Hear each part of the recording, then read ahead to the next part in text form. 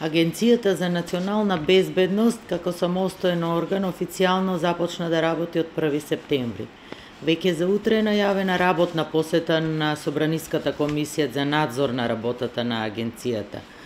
Која е вашата оценка во овој краток 4 недели период за работата на агенцијата и поставеноста на самата агенција?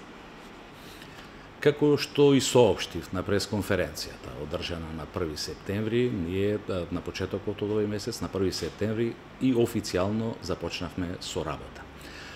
На почетокот на работењето на агенцијата претходеше еден прилично долг процес на подготовки, кој вклучуваше работа на 2 комисии, предвидени со Законот за Агенцијата за национална безбедност, а формирани од владата.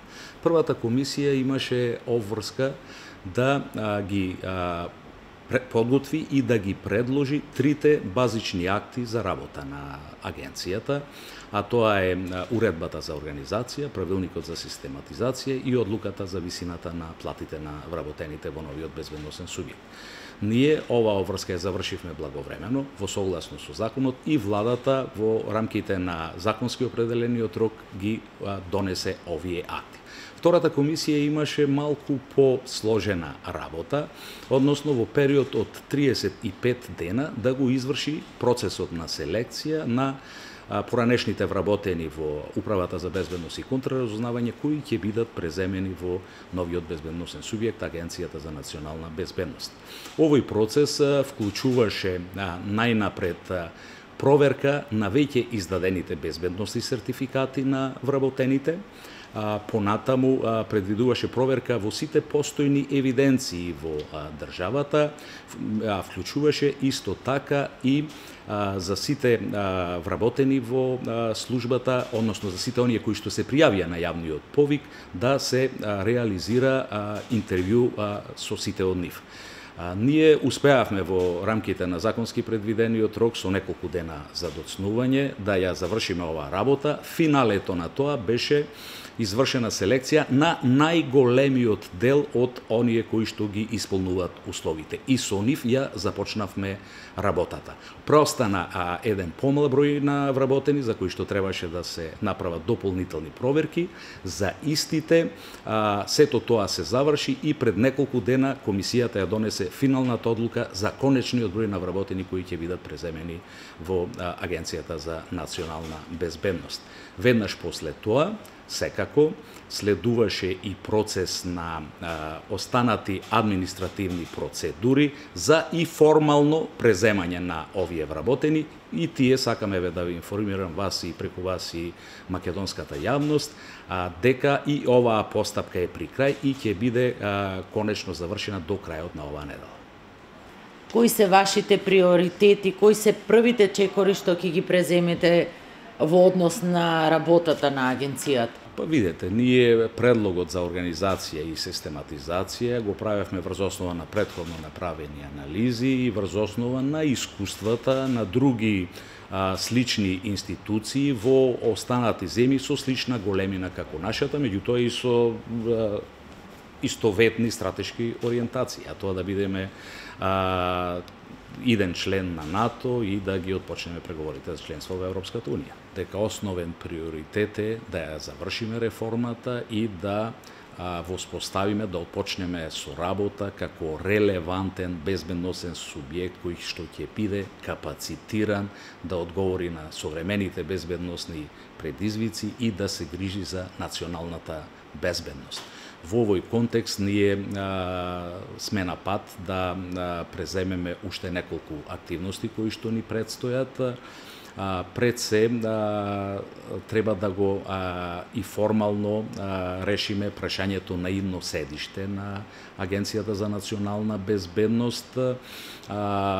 Согласно определбата на оваа влада, агенцијата треба да функционира одвоено од Министерството за внатрешни работи. Ние и физички ќе се одвоиме. Владата веќе донесе одлука и додели одреден административен простор за кој што административните постапки за реконструкција, за обновување се во тек и ние надеваме дека наскоро ќе започнат.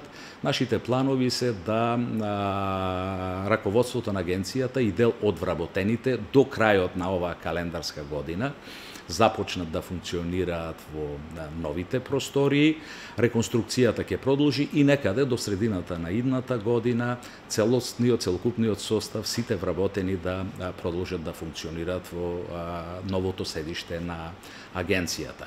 Второ, секако, ние го завршуваме процесот на селекција и сега ќе треба да ги вложиме сите напори и да видиме како новиот безбедносен субјект ќе профункционира согласно новите линии на работа, согласно актот за организација и систематизација.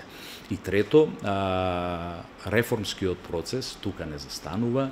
Ние треба да работиме на кадровско обновување и освежување, значи натамошно кадровско обновување и освежување на службата, и во тие рамки е и она што претходно го споменав, ние сакаме да ги отвориме вратите за најдобрите македонски студенти, за најдобрите студенти од македонските универзитети, да понудиме во рамките секако на можностите и во рамките на актот за систематизација секоја од наредните години за неколку десетини најдобри македонски студенти ќе ја отвориме можноста да бидат вработени во Агенцијата за национална безбедност.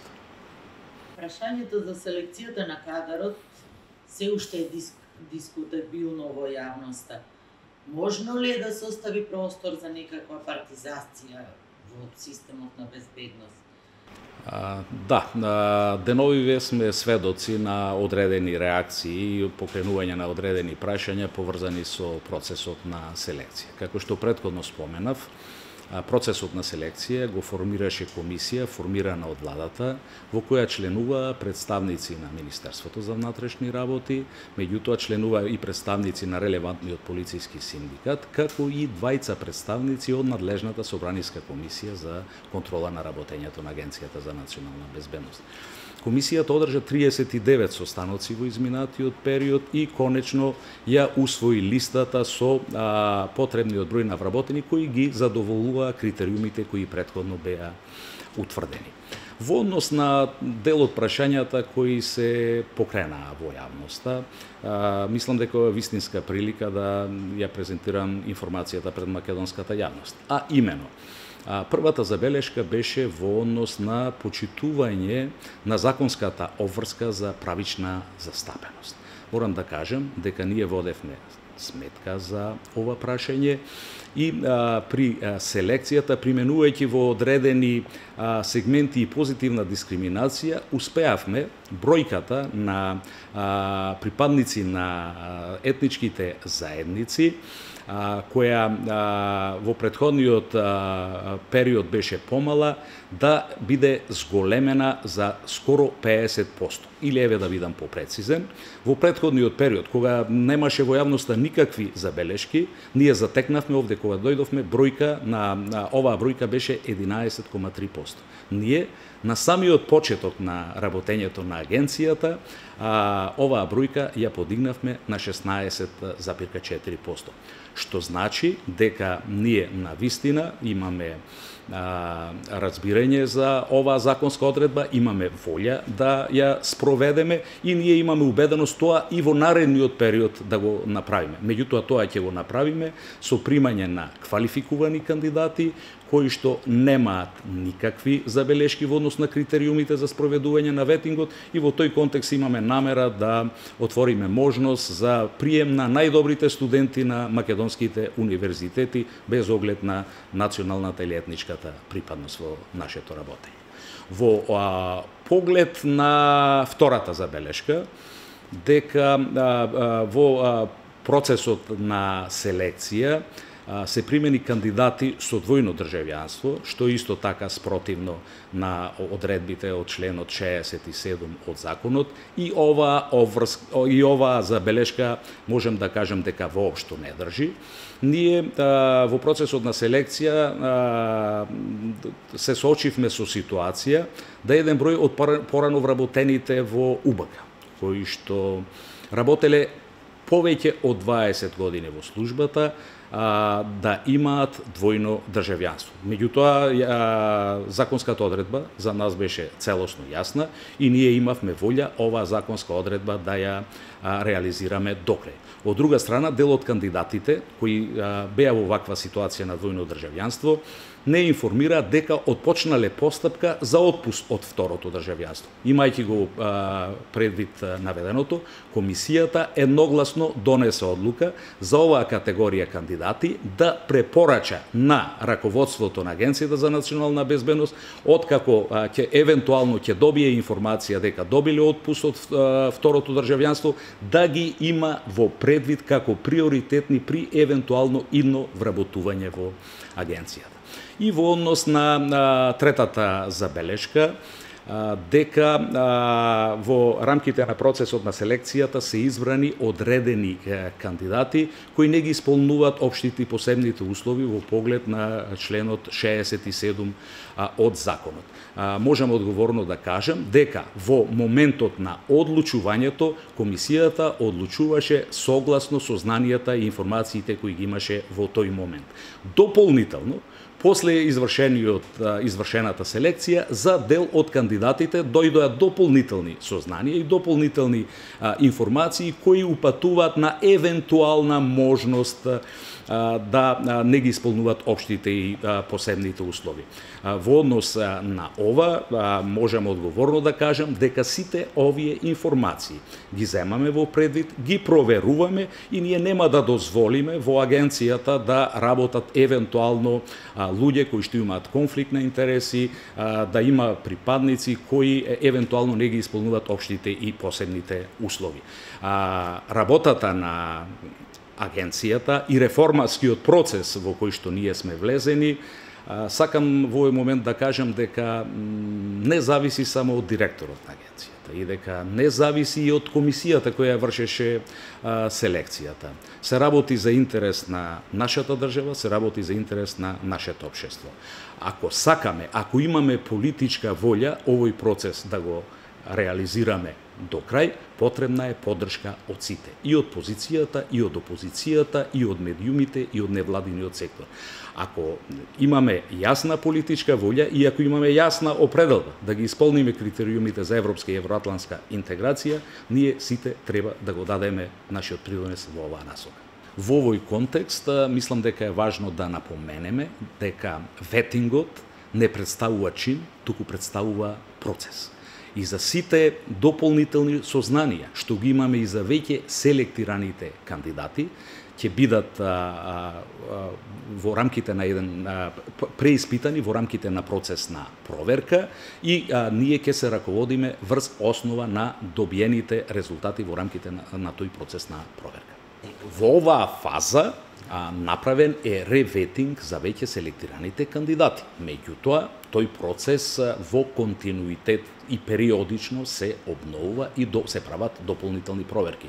Секогаш, кога ќе добиете одредени дополнителни сознанија, дека за било кој од вработените постојат одредени информации кои ги доведуваат во прашање општите и посебните услови во член 67 од законот, секако тие дополнителни информации се испитуваат и во контекст на добиените сознанија се преземаат на тамошни мерки и активности. Кој го врши надзорот над работата на агенцијата? Јас можам да кажам дека моја определба и определба на раководството на Агенцијата за национална безбедност е да имаме сосема нов пристап и да имаме на целосна отвореност кон јавноста. И овој разговор што денес го правиме е точно во таа насока, да целосно се отвориме и се она што представува интерес на јавноста на соодветен начин да го комуницираме. Во поглед на активностите, тоа е и законска обврска за надзор и контрола на работењето на сите безбедносни субјекти во тие рамки на Агенцијата за национална безбедност, ние сме целосно отворени. Јас и практично покажав, со оглед на тоа што во изминатиот 3-месечен период јас бев единствениот вработен во агенцијата. Јас на неколку повици од надлежната комисија за надлежната собраниска комисија за контрола на работата на агенцијата, јас присуствував, ги информирав за текот, за подготовките за почеток на работата на комисијата за селекција на кадри. Ние во работата на процесот на селекција имавме целосна соработка и целосно присуство на двајцата членови на оваа комисија, кои со нивна одлука беа определени како представници во комисијата за селекција, и секако определбата е ние да бидеме целосно транспарентни во секој момент, на секоја покана од надлежната собраниска комисија. Ние сме спремни или да отидам, да информирам она што е интерес, или да ги поканиме доколку тие ценат за потребно, да дојдат во просториите на агенцијата и да разговараме за сите прашања што сметаат дека представува интерес за спроведување на законската обврска за контрола и надзор на работењето на агенцијата. Дали комуницирате и каква е комуникацијата со ОТА? Да, во рамките на овој краток временски период од започнувањето на функционирањето на агенцијата, имавме неколку средби, неколку работни состаноци со раководството на оперативно-техничката агенција, и јас можам само да го искажем моето задоволство од досегашната соработка, со тоа што треба да се има во предвид дека ние и оперативно-техничката агенција имаме одредени надлежности, меѓутоа во доменот на примената на посебните истражни мерки, согласно новата законска регулатива, клучна улога има други две институции, а тоа е обвинителството и Врховниот суд.